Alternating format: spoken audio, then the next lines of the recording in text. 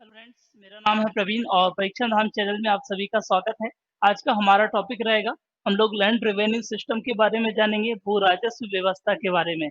आधुनिक इतिहास का ये आधुनिक इतिहास में हम लोग आर्थिक इतिहास के बारे में जानेंगे। तो इसका जो है वो पहला पार्ट ये रहेगा, इसके अलावा और भी पार्ट रहेंगे, उसके बारे में हम लोग डिस्कस करेंगे। पहले पार्ट में हम लोग हमेशा की तरह आपके सामने एक फॉर्मेट बना हुआ है, इसके बारे में हम लोग देख लेते हैं।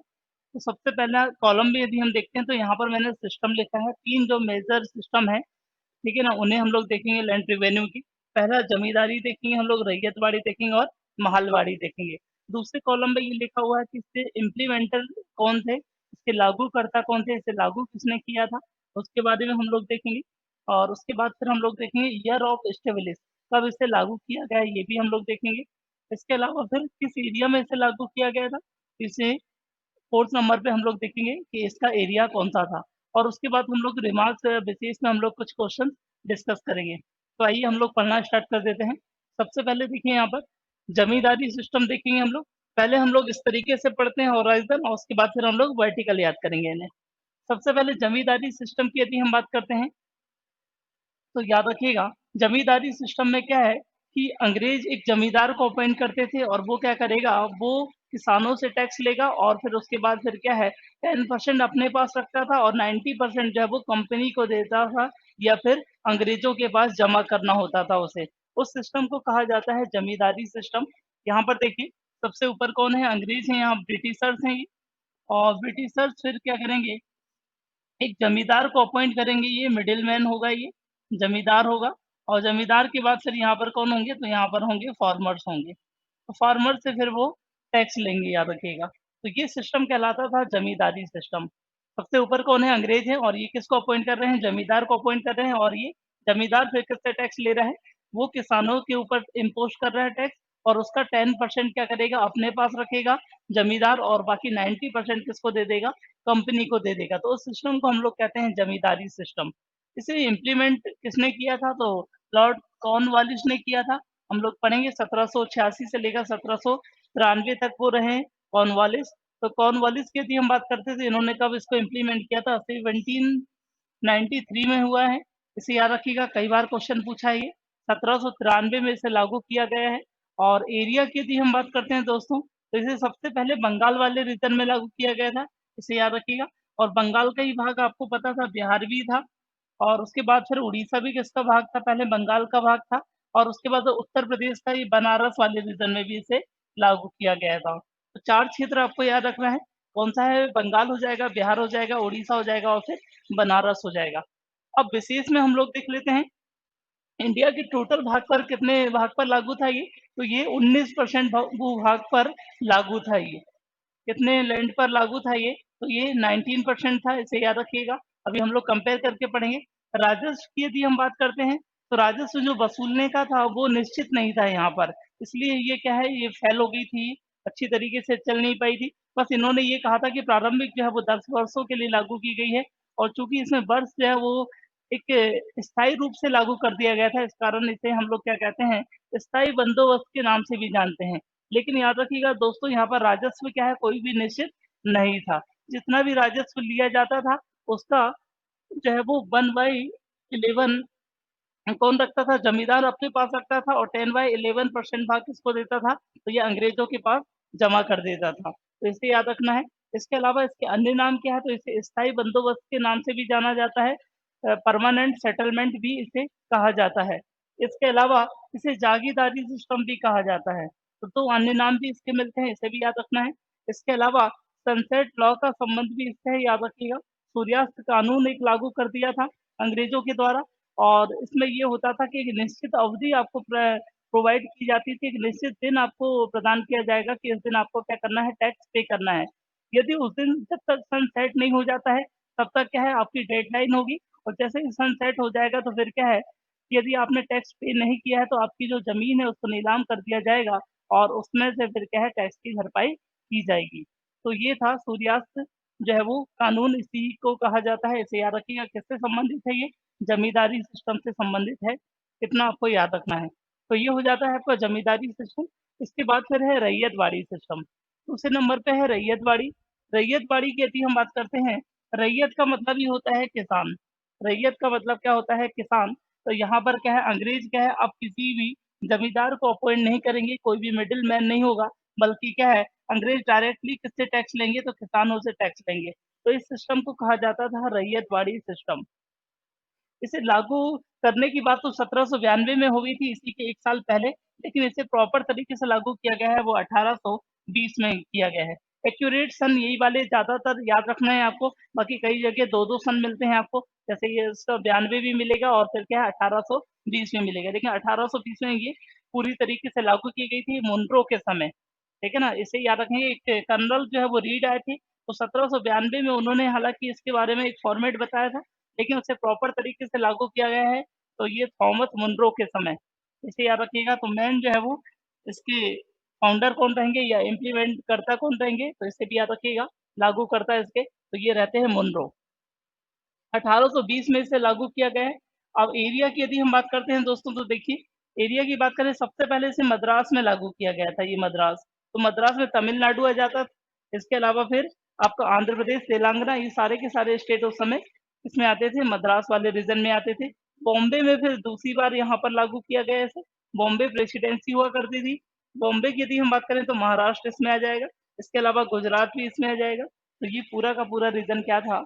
ये था रैयतवाड़ी रीजन। इसके अलावा कितने परसेंट भाग पर था ये? तो ये 51% था, जबकि ये कितने परसेंट भाग पर था ये? तो ये 19% में था। और ये कितना हो जाएगा? ये हो जाएगा 51%। 19 और 51 कितना हो जाएगा? तो ये हो जाएगा आपका 70, और उसके बाद 30% पे ये हो जाएगा। मतलब टोटल क्या हो जाएगा? 100% हो जाएगा ये। अभी हम लोग देखेंगे। तो 51% भूभाग पर ये लागू था, और इसमें राजस्व वसूला जाता था।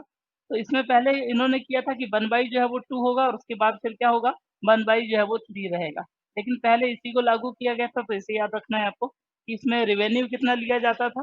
तो ये 1/2 मतलब हाफ लिया जाता था, या फिर जो है वो जितना भी उपज है उसका 33%, 1/3, ये आपको याद रखना है। तो ये था रैयतवाड़ी सिस्टम, और उसके बाद फिर लास्ट वन आता है महलवाड़ी सिस्टम। महलवाड़ी की यदि हम बात करते हैं दोस्तों, तो महल का मतलब आपको याद रखना है, महल का मतलब होता है गाँव या विलेज, गाँव या विलेज होता है। तो यहाँ पर देखिए, अंग्रेज जो है वो अब डायरेक्ट किस पर टैक्स इम्पोज़ करते हैं? तो महल पर करते हैं। महल या फिर गाँव पर करते हैं। अब यहाँ पर टैक्स कौन वसूलेगा? तो जो गाँव का मुखिया होगा, जिसे लंबरदार या मुखिया के नाम से जाना जाता था, वो टैक्स वसूलेगा, और फिर जो है वो टैक्स किसको दे देगा? वो ले जाके देगा अंग्रेजों को। इसे याद रखिएगा। तो ये सिस्टम कहलाता था महलवाड़ी सिस्टम। इसके इम्प्लीमेंटर कौन थे? तो उन्हें याद रखना है, हॉल्ट मैकेंजी थे। और लेकिन प्रॉपर तरीके से देखा जाए तो इसको संशोधित करके फिर से लागू किया गया था 1833 में। किसके समय? उस समय वायसराय थे जो है वो विलियम बेंटिंग, उन्हें भी याद रखना है आपको। लेकिन इसको जो है वो प्रॉपर तरीके से लागू तो यहीं कर दिया था, लेकिन और ज़्यादा संशोधित कर दिया गया था, ज़मीनों का पंजीयन वगैरह स्टार्ट कर दिया था विलियम बेंटिंग ने। तो 1833 में मिलता है, लेकिन 1822 क्वेश्चन आया हुआ है, तो उसका आंसर यही था। इसे भी याद रखना है। हॉल्ट मैकेंजी इसके क्या है? इम्प्लीमेंटर होंगे, इन्हें भी याद रखना है। अब ये देखते हैं कि किस क्षेत्र में इसे लागू किया गया है। लागू की यदि हम बात करते हैं, तो ये पंजाब वाले रीजन में सबसे पहले लागू किया गया था। इसके अलावा फिर मध्य प्रांत में जाएगा, तो मध्य प्रांत मतलब क्या? उत्तर प्रदेश आ जाएगा। अपने यहाँ मध्य प्रदेश में भी ये लागू था। इसके अलावा फिर गंगा यमुना के दोआब में लागू था। गंगा यमुना दोआब का मतलब मैंने आपको बताया था, 2 नदियों के बीच का एरिया, तो वहाँ भी लागू किया गया था इसे। तो ये पूरा का पूरा क्षेत्र हो जाएगा, इतना आपको याद रखना है। इसके अलावा फिर अब अन्य पॉइंट हम लोग देखते हैं, तो ये 30% भाग पर लागू था ये। मैंने अभी आपको बताया था 19, और ये 51 कितना हो गया? 70, और ये फिर ये हो जाएगा आपका पूरा का पूरा 30%, ये तो 100% हो जाएगा ये। 51% भाग पर क्या लागू था? तो याद रखिएगा दोस्तों, तो ये था आपका रैयतवाड़ी सिस्टम। और उसके बाद फिर क्या है? 19% भाग पर क्या लागू था? तो 19% भाग पर लागू था आपका जमींदारी सिस्टम। और उसके बाद 30% भाग पर क्या लागू था? तो ये 30% भाग पर था महलवाड़ी सिस्टम। इतना याद रखना है। आरएम जैसे याद रखें, सबसे ज़्यादा है रैयतवाड़ी, फिर उससे कम है महलवाड़ी, और सबसे कम क्या है? तो वो है जमींदारी सिस्टम। अब देखिए, इसमें भू राजस्व कितना था? रेवेन्यू कितना लिया जाता था? तो इसमें 2/3 पहले डिसाइड किया गया था, और बाद में फिर इसको बोल दिया था 1/2 कर सकते हैं हम लोग। तो लगभग जो है वो 67% क्या है? ये था कि इसमें राजस्व वसूला जाता था।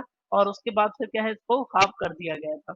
और जो टैक्स वसूलता था उसे क्या कहा जाता था? तो उसे कहा जाता था मुखिया या लंबरदार। ये याद रखना है, ये सीटीएस का क्वेश्चन है, लंबरदार। तो लंबरदार याद रखना, महलवाड़ी के जो है वो अंतर्गत एक पोस्ट थी या मुखिया था गाँव का, जो क्या करता था, टैक्स वसूलता था। इसे याद रखिएगा। ये लगान मूवी आपने देखा होगा, लगान में भी क्या है महलवाड़ी सिस्टम जैसे ही लागू था। आपने देखा होगा उसमें भुवन वगैरह और वो भारत का पहला जो स्पिनर था कचरा, वो सारे के सारे टैक्स जो है वो वसूल करके हैं, पे करते हैं अंग्रेजों को। तो ये आपको याद रखना है इस तरीके से। अब हम लोग वर्टिकल याद करते हैं ना। वर्टिकल की यदि हम बात करते हैं तो सबसे पहले हमने पढ़ा जमींदारी सिस्टम, फिर रैयतवाड़ी और उसके बाद फिर क्या है महलवाड़ी। जमींदारी का मतलब क्या है कि इसमें जमींदार अपॉइंट करेगा, कौन करेगा? अंग्रेज करेगा। और जमींदार फिर क्या है टैक्स वसूली करेगा किससे? किसानों से। और 10% अपने पास रखेगा और 90% किसको देगा? कंपनी या अंग्रेज को देगा। इसके अलावा रैयत, रैयत का मतलब ये किसान होता है। तो ये अंग्रेज डायरेक्ट किससे टैक्स वसूलेंगे? अब किसानों से वसूलेंगे। इसके अलावा महल का मतलब मैंने आपको बताया गांव होता है। तो अंग्रेज अब किससे टैक्स वसूलेंगे? डायरेक्ट गांव से टैक्स वसूलते हैं, तो जिसे क्या कहा जाता है? महलवाड़ी सिस्टम कहा जाता है। लागूकर्ता की बात करें तो इसे किसने लागू किया है? कॉर्नवालिस ने। इसे किसने किया है? तो थॉमस मुनरो ने। और इसे किसने किया है? तो हॉल्ट मैकेंजी ने। ये तीन आपको याद रखना है, कॉर्नवालिस और मुनरो, और उसके बाद फिर कौन है? Holt Mackenzie. इसकी बात करें ईयर कब है, तो 1793 में लागू किया गया है। ये कब किया गया है? तो 1820 में। और ये कब लागू किया गया है? 1822 में इसे लागू किया गया है। इसके अलावा क्षेत्र की यदि हम बात करते हैं दोस्तों, तो इसका क्षेत्र था बंगाल रीजन में, यहाँ याद रखना है आपको। फिर बिहार था, उड़ीसा था और बनारस वाला रीजन, ये सारा का सारा रीजन था कि जहाँ पर ये जमींदारी सिस्टम लागू किया गया था। इसके अलावा इसका क्षेत्र हम देखते हैं तो ये मद्रास में लागू किया, फिर बॉम्बे में लागू किया गया। फिर महलवाड़ी की बात करते हैं तो पंजाब में था, ये संयुक्त प्रांत में था। और गंगा यमुना के दोआब वाला रीजन था अपना, मध्य प्रदेश वाला रीजन। तो ये क्षेत्र हो जाएगा आपका महलवाड़ी सिस्टम। इसके अलावा हमने विशेष में हम देखा तो ये 19% भाग पर लागू था। और ये कितने भाग पर? ये 51% भाग पर लागू है। और ये क्या है? 30% भाग पर लागू है। भू राजस्व की यदि हम बात करते हैं तो यहाँ पर क्या है? निश्चित नहीं था भू राजस्व। यहाँ पर कितने परसेंट लेना था? तो यहाँ पर 1/2 था, बाद में बढ़ाकर 1/3 कर दिया गया। और यहाँ भू राजस्व की यदि हम बात करते हैं तो यहाँ पर क्या है? 2/3 था और बाद में फिर घटाकर 1/2 कर दिया गया है। कितना याद रखना है। यहाँ एक अन्य में हमने देखा, इसका अन्य नाम क्या है? तो इसे स्थायी बंदोबस्त भी कहा जाता है, माल गुजारी सिस्टम भी इसे कहा जाता था। इसके अलावा जागीरदारी सिस्टम भी कहा जाता था। इसके अलावा एक और हमने फैक्ट हमने देखा, सूर्यास्त कानून का संबंध किससे है? तो जमींदार की प्रथा से संबंधित है ये।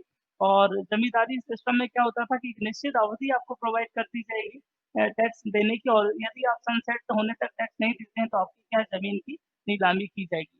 तो ये कहलाता था सनसेट लॉ। इसे भी याद रखना है। इसके अलावा ये याद रखना है कि महलवाड़ी का मुखिया क्या कहलाता है? तो इसे नंबरदार के नाम से जाना जाता है। आई होप आपको इतना समझ में आया हो। एक बार आप नोट्स बना लेंगे तो इजी आपको समझ में आ जाएगा। यदि आपको लेक्चर पसंद आता है तो अपने दोस्तों के साथ शेयर करिए। Thank you so much.